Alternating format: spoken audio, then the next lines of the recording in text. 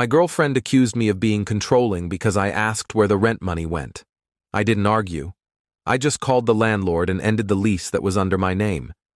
2 days later, she was standing outside the apartment with all her bags and nowhere to go. I'm 29, work as a project manager for a construction company, and I make good money. Not incredible, but enough to live comfortably in a decent 2-bedroom apartment downtown. My girlfriend, ex-girlfriend now, was named Amanda. We'd been together for almost 4 years, lived together for the last 2. The apartment lease was in my name only because when we moved in, her credit score was trashed from some bad decisions in her early 20s. I didn't mind. I trusted her. That was my mistake. Our arrangement was simple. I paid the rent directly to the landlord, $1,400 a month. Amanda was supposed to give me $700 as her half. For the first year, she was pretty consistent. Maybe late sometimes, but she'd eventually pay. Then things started slipping. She'd be short $100 here, $200 there. Always had an excuse. Work was slow, an unexpected car repair. Her mom needed help with something. I let it slide because I loved her and didn't want money to become an issue between us. But over the last 6 months, it got worse. She'd give me $300 and promise the rest next week. Next week would come and go. I'd bring it up gently and she'd get defensive, say she was doing her best, that I was being pushy. So I stopped asking as much. I figured we'd work it out eventually. Last month, she didn't give me anything. Not $1. Rent was due on the 1st. By the 5th, I'd paid the full $1,400 myself, and she hadn't mentioned it once. I let it go for a week, thinking maybe she'd bring it up on her own. She didn't. On March 12th, a Wednesday evening, I came home from work around 6:30. Amanda was on the couch watching some reality show, eating takeout from her favorite Thai place. $40 takeout, by the way. I know because I saw the receipt on the counter. I sat down next to her. Hey, can we talk about rent real quick? She didn't look away from the TV. What about it? You didn't give me your half this month. It's been almost 2 weeks. She sighed, annoyed. I've been meaning to talk to you about that. Work's been really slow lately. I'm barely getting any shifts. I'll have it soon. Okay, but when? I covered the full amount and I need to know when you'll pay me back. She finally looked at me, and her expression was cold. Why are you being so controlling about this? Controlling? Amanda, I'm just asking about rent. This is the 3rd month in a row you've been short. Oh my God, here we go, she said, rolling her eyes. You always do this. You make me feel like garbage because I don't make as much money as you. That's not what this is about. I don't care how much you make. I care that we had an agreement and you're not holding up your end. An agreement? She laughed. You sound like a landlord. I'm your girlfriend, not your tenant. Maybe if you weren't so obsessed with money, we'd have a better relationship. I stared at her. I'm obsessed with money because I ask you to pay rent. You're obsessed with control. This is just another way you try to control me. I stood up. You know what? Fine. You're right. I'm controlling. I'll take care of it. I went to my bedroom, closed the door, and sat on the edge of the bed. My hands were shaking. Not from anger, from clarity. This wasn't about one missed rent payment. This was a pattern, and her response told me everything I needed to know. I pulled out my phone and called my landlord, Ed. He's a good guy, mid-50s, owns a few properties around the city. We'd always had a solid relationship. Hey, Ed, it's me. I need to talk to you about the lease. Everything okay? Not really. I need to end the lease early. I know I'm locked in until July, but I'll pay the penalty. I just need out. There was a pause. You sure about this? Yeah, I'm sure. All right. I'll draw up the paperwork. You've been a great tenant, so I'll make this as easy as possible. How soon do you need to be out? End of the month? That works. I'll email you the termination agreement tomorrow. You'll owe 2 months' rent as the penalty, but after that, you're clear. Thanks, Ed. I appreciate it. I hung up and sat there for a minute, processing what I'd just done. Then I started looking for a new place. Update 1: I didn't tell Amanda about the lease termination. Not that night, not the next day. I went to work, came home, acted normal. She didn't bring up rent again. She didn't bring up our argument either. Just went about her life like nothing had happened. Friday morning, I got the termination agreement from Ed via email. I signed it electronically and sent it back. It was official. We had until March 31st to be out. That was 19 days away. That weekend, I looked at apartments, found a decent one-bedroom about 20 minutes away, cheaper rent, quieter neighborhood. I put down a deposit and signed a lease starting April 1st. Didn't tell Amanda about that either. On Monday, March 18th, I came home and she was getting ready to go out. Hair done, makeup on, wearing a dress I'd never seen before. "Where are you going?" I asked. "Out with Jess and some people from her work. Girls' night." "Cool, have fun." She left around 7. I made dinner, watched TV, went to bed around 11. She wasn't home yet. I fell asleep.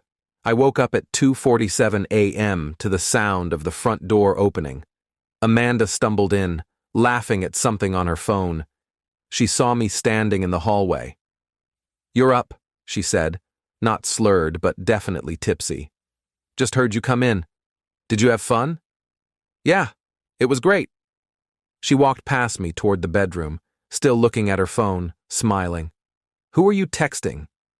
She looked up, startled. "What?" "You've been smiling at your phone since you walked in." "Who is it?" "Nobody. Just Jess. She's being funny." "At 3 in the morning? Oh my God, are you seriously doing this right now?" "You're being controlling again." There was that word again. Controlling. "I'm not being controlling. I'm asking a question that implies you don't trust me. That's controlling." I didn't argue. I just went back to bed. She followed a minute later, got in on her side, and went to sleep immediately. I lay there staring at the ceiling until sunrise. Update 2. On March 22nd, I told Amanda about the lease. It was a Saturday morning. She was making coffee in the kitchen when I walked in with the termination agreement printed out. "We need to talk," I said. She turned around, saw the papers in my hand. "What's that?" "I terminated the lease. We have until the 31st to move out." Her face went blank. "What?" "I ended the lease. I'm moving into a new place on April 1st. "You... what?" "You can't do that. I live here. The lease is in my name. I can end it whenever I want. I'm paying the penalty." "Are you kidding me right now?" Her voice was rising. "Where am I supposed to go?" "I don't know, Amanda." "That's not my problem." "Not your problem?" "We live together. You can't just kick me out." "I'm not kicking you out. I'm leaving. You can figure out your own living situation. You're an adult." She stared at me like I'd grown a second head. "This is because of the rent thing, isn't it?" "You're punishing me." "No. This is because you called me controlling for asking you to pay your share. This is because you've been lying to me, blowing money on takeout and nights out while I cover all our expenses. This is because I'm done being your safety net." "I can't believe you're doing this," she said, her voice shaking. "You're really just going to leave me with nothing?" "You'll figure it out. You always do." She threw her coffee mug in the sink. It shattered. Then she stormed into the bedroom and slammed the door. I went for a walk. Didn't come back for 3 hours. Update 3. The next few days were tense. Amanda barely spoke to me. She'd leave early in the morning, come back late at night. I started packing my things, boxing up books, kitchen stuff, anything that was mine. The apartment started looking emptier. On March 28th, 3 days before move-out, I came home and found Amanda on the couch, crying. Actually crying, not fake tears to manipulate me. Real, ugly crying. "What's wrong?" I asked, not because I cared at that point, but because I'm not heartless.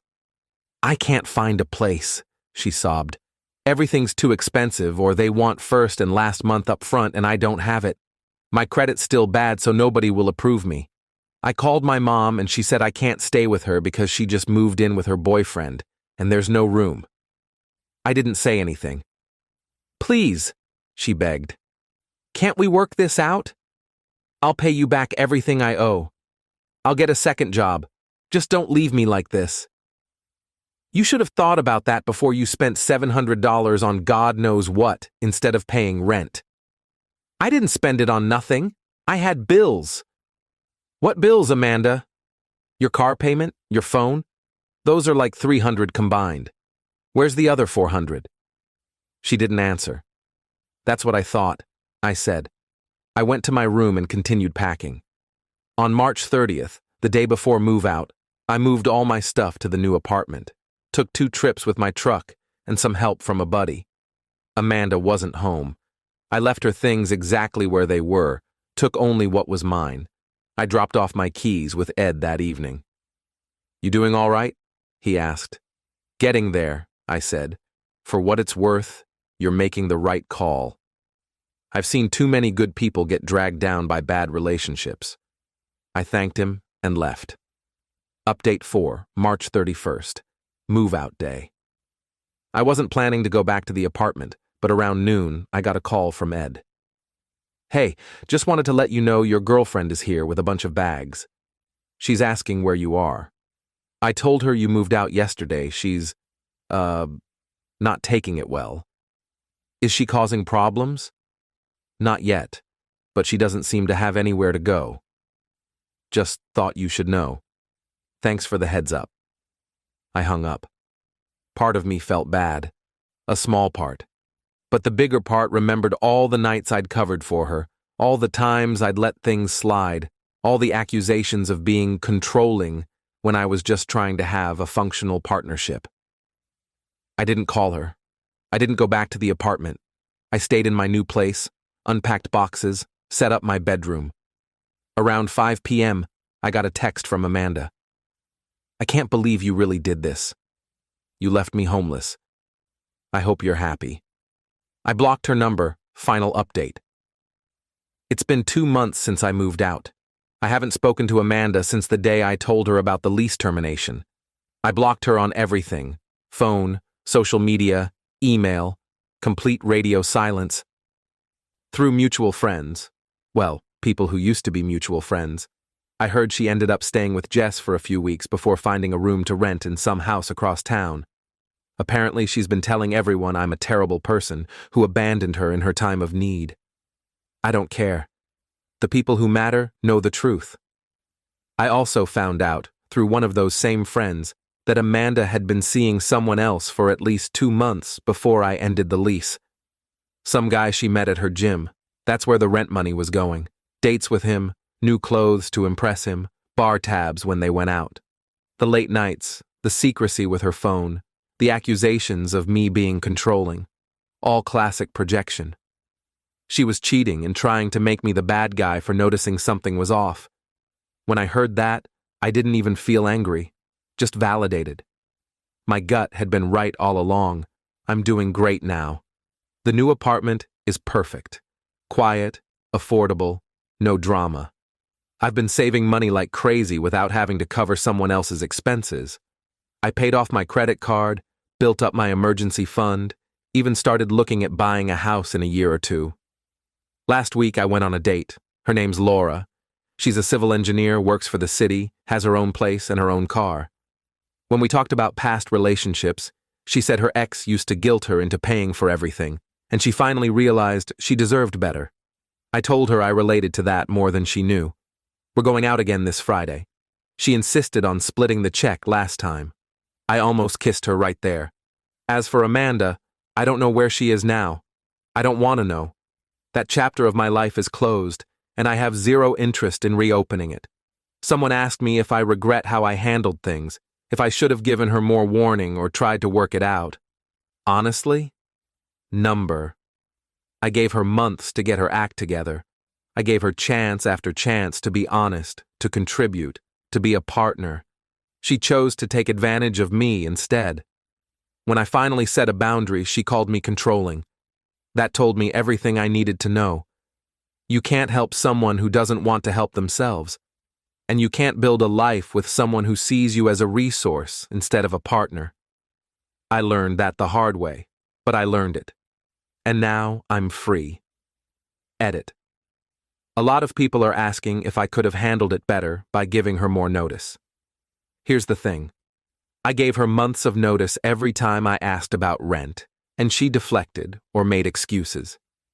The lease termination wasn't a surprise consequence. It was the inevitable result of her choices.